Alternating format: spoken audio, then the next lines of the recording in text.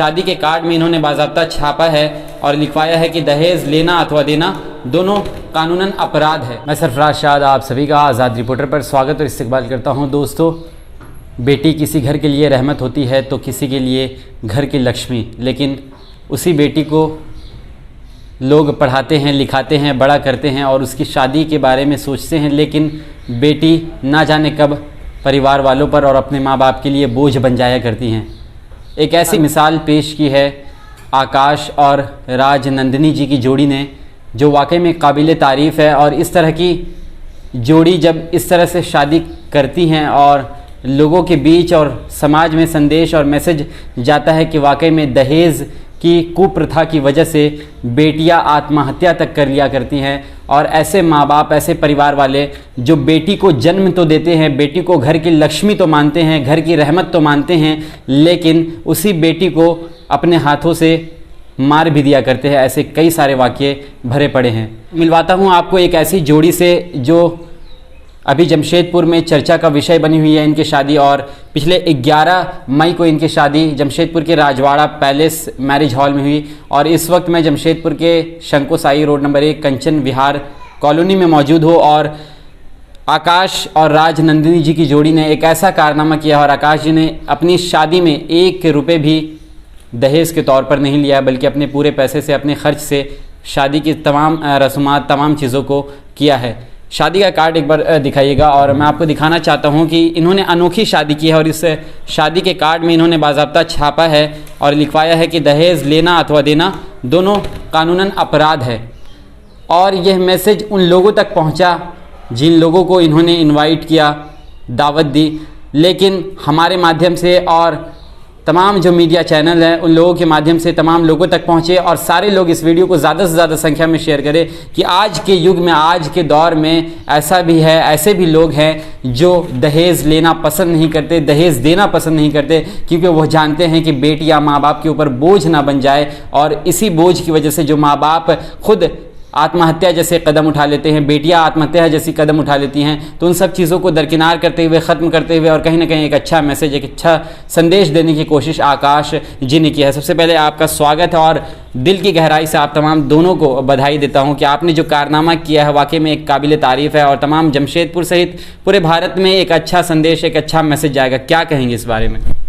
जी, मैं सबसे पहले तो आज़ाद न्यूज़ का शुक्रिया अदा करना चाहूँगा, जो कि मेरी सोच को सच्चाई में और समाज के आगे रखा गया है और रखने वाले हैं। तो मैं कहूँगा कि ये दहेज जो है, ये दहेज जैसा चीज़ को अब धीरे धीरे ख़त्म करना चाहिए समाज से। इससे बहुत ही परेशानी होती है लड़के वाले के घर वालों को और भी सभी को, कर्ज से और मतलब हर तरह से मुसीबत का सामना करते हुए एक बेटी की शादी करते हैं। इसके बाद भी कुछ बेटियां खुश नहीं रह पाती है। जी, तो इसी माध्यम से मैं भी कार्ड में छपवा कर सब समाज को मैं जागरूक करना चाहता हूं कि अब दहेज को ख़त्म किया जाए। दहेज जो हिंदुस्तान के अंदर है वो अपराध है, लेना और देना दोनों। फिर भी दहेज का लेन देन काफ़ी होता है, करोड़ों रुपए के कैश के लेकर हो या फिर सामानों को लेकर हो, तो तमाम चीज़ें दहेज के तौर पर लेन देन होती रहती है। उसके बाद भी इस पर लगाम नहीं लगाया जाता, प्रशासन चुप रहती है, कोई कार्रवाई नहीं होती उन लोगों पर। इस पर क्या कहेंगे? जी, मैं इस पर यही कहना चाहूँगा कि प्रशासन हो या सरकार हो, इसके जिस तरह सभी कार्य को वो लोग समाज में फैलाते हैं कि ये मत करो या जो भी है, चाहे वो स्वच्छता अभियान हो, चाहे और भी किसी तरह का धूम्रपान का हो, तो दहेज प्रथा के लिए भी वो जगह जगह, हर जगह वो कुछ ऐसा कदम उठाएं कि वो धीरे धीरे दहेज समाज से। लेकिन आपने जो काम किया है वाकई में एक बड़ा काम है। क्या कहाँ से इस तरह की प्रेरणा मिली? क्योंकि कई सारे लोग होते हैं, सोचते हैं कि मेरी शादी होगी, इतना पैसा मिलेगा, इतना सामान मिलेगा, इंतज़ार करते कि शादी होगी तब मेरा घर भरेगा सामान से, खुद से ज़रूरतें पूरी नहीं करते। तो ये प्रेरणा और ये सोच कहाँ से आई आपके अंदर? देखिए, जो है अपने दम पे करने से ही ज़्यादा प्राउड फील होता है। दूसरे का किसी का ले करके वो लेने वाले तो ले ही लेते हैं, लेकिन सभी ऐसा नहीं होते। अपने से करने पे ही ज़्यादा खुशी मिलती है। वही सोच मेरे शुरू से है और मैं बचपन से देखते आया हूँ कि दहेज के बारे में पढ़ाया जाता है कि दहेज लेना देना वो अपराध है, लेकिन इसे फॉलो नहीं करते हैं, सिर्फ वो किताबों में ही पढ़ा रह जाता है। तो वो अब ऐसा मेरे द्वारा अगर हो रहा है तो बहुत ही मुझे खुशी गर्व की बात है कि आप लोगों के द्वारा इसको समाज में रखा जा रहा है बहुत अच्छे तरह ढंग से। और मैं सबसे गुजारिश करूँगा कि थोड़ा सा आप लोग भी अपने में चेंज लाएं और दहेज को ख़त्म करने में ही ज़्यादा सही रहे। आपको जब पहली बार मालूम चला कि आकाश जी से आपकी शादी हो रही है और ये ख़बर मिली कि इन्होंने दहेज के तौर पर 1 रुपया भी आप लोगों से नहीं लिया है, तो कैसा लगा ये सुनकर? अच्छा लगा, क्योंकि दहेज किसी भी फैमिली के लिए बहुत ज़्यादा प्रेशरफुल होता है। किसी भी माँ बाप के लिए बहुत ज़्यादा प्रेशर होता है कि उसकी बेटी को इतना ज़्यादा दहेज देना पड़ता है। मेरे लिए ऐसा नहीं हुआ, लेकिन मेरी फैमिली को इतना प्रेशर नहीं हुआ, तो अच्छा लगा। अच्छा लगा। कई सारे लोग होते हैं दहेज की वजह से जो प्रेशर पड़ता है लड़के वालों की ओर से, तो उस वक्त शादियां और बारात भी घर से वापस लौट जाया करती है। तो आकाश जी ने जो काम किया वाकई में एक बड़ा काम है। तो आपको जो जब ये ख़बर मिली कि इस तरह से आपके और आपके परिवार वालों से दहेज के तौर पर कुछ भी नहीं लिया जा रहा है, परिवार वालों का क्या रिएक्शन था?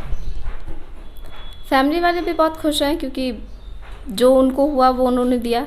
यहाँ से किसी ने भी कुछ मांगा नहीं, किसी ने कुछ डिमांड नहीं किया, तो बस इसीलिए सब अच्छे हैं, खुश हैं।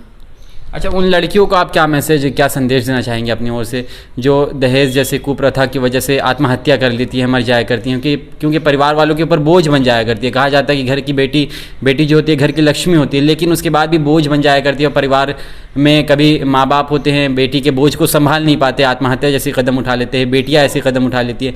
तो उन परिवार वालों को, उन बेटियों को क्या संदेश देना चाहेंगे? और ऐसे लोगों को जो दहेज लेन देन करते हैं, उन लोगों को क्या संदेश देना चाहेंगे अपनी तरफ से? सबसे पहली बात तो दहेज लेके शादी करनी नहीं चाहिए। जो लोग दहेज लेते हैं उस लड़के से ही शादी नहीं करनी चाहिए, क्योंकि लड़कियां ज़्यादातर डिप्रेशन में चली जाती हैं, ऐसा कुछ करती हैं जो उन्हें नहीं करना चाहिए। तो बस इसीलिए। चलिए, बहुत अच्छी बात कही आपने। और जिस तरह से ये काम आपने किया वाकई में बड़ा काम है, लेकिन ऐसे लोग आज भी समाज के अंदर, और आप जैसे कम ही लोग हैं कि जो दहेज जैसी कुप्रथा को ख़त्म करना चाहते हैं। वो चोरी छिपे लेते हैं और इस तरह के काम को करते हैं। क्या उन लोगों को क्या कहेंगे आप? उन लोग के लिए मैं क्या कह सकता हूँ, बस अपने में ईमानदारी रखिए और अपने से ही जितना हो सके खर्च करिए।